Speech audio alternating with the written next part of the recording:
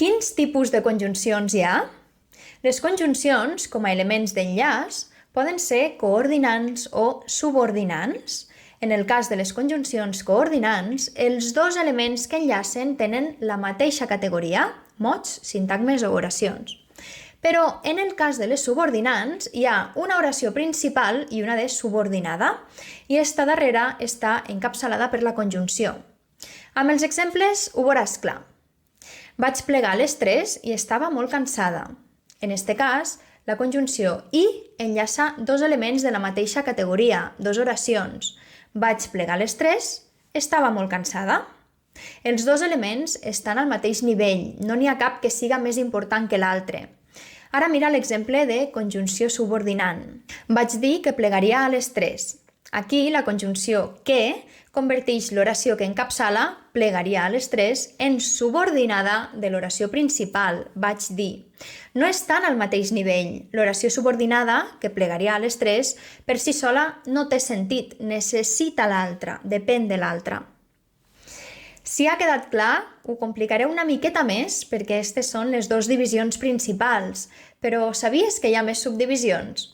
Les conjuncions coordinants es poden classificar en copulatives, disjuntives, adversatives i ilatives.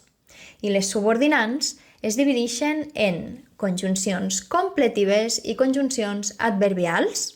Et mostraré una taula que pots consultar a l'article del blog sobre les conjuncions perquè és una mica llarga. Ara el que faré és repassar-la de manera ràpida perquè tingues una idea dels subtipus de conjuncions que hi ha. Hem dit que tenim les coordinants i les subordinants. Comencem per la part esquerra de la taula, de color taronja clar. Dins de les coordinants hi ha les copulatives, que són les que expressen addició entre elements. Per exemple, a baix de tot, no és ni alta ni baixa. Tenim la conjunció ni. Les disjuntives, que expressen alternança entre dos o més elements, has d'escollir entre l'un o l'altre. Aquí tenim la conjunció o. Les adversatives, que expressen contraposició o contrast entre dos elements. Estic cansada, però vindré igualment. La conjunció és però. I les ilatives, que expressen l'efecte de la cosa que indica l'oració precedent. Fa molt fred, així que tapa't. En este cas, és una locució conjuntiva formada per més d'una paraula, així que. I ara vegem la part dreta, de color groguet, sobre les conjuncions subordinants. Tenim les completives, que encapçalen oracions subordinades equivalents a un sintagma nominal.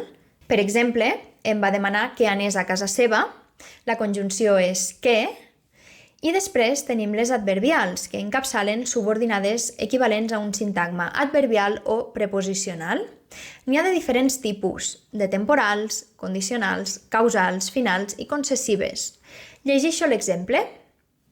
Parlo fluix perquè no vull despertar els nens. Aquí tenim la conjunció causal perquè.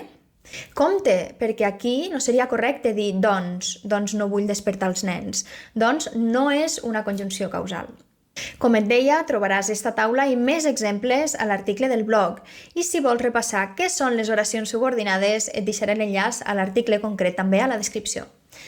Això és tot. Espero haver sabut definir què és una conjunció i quins tipus de conjuncions hi ha, perquè la pròxima vegada que sentes o llegisques esta paraula sàpigues exactament a què fa referència. Si t'ha agradat el vídeo, ja saps què has de fer. Qualsevol interacció m'ajuda. Fins a la pròxima!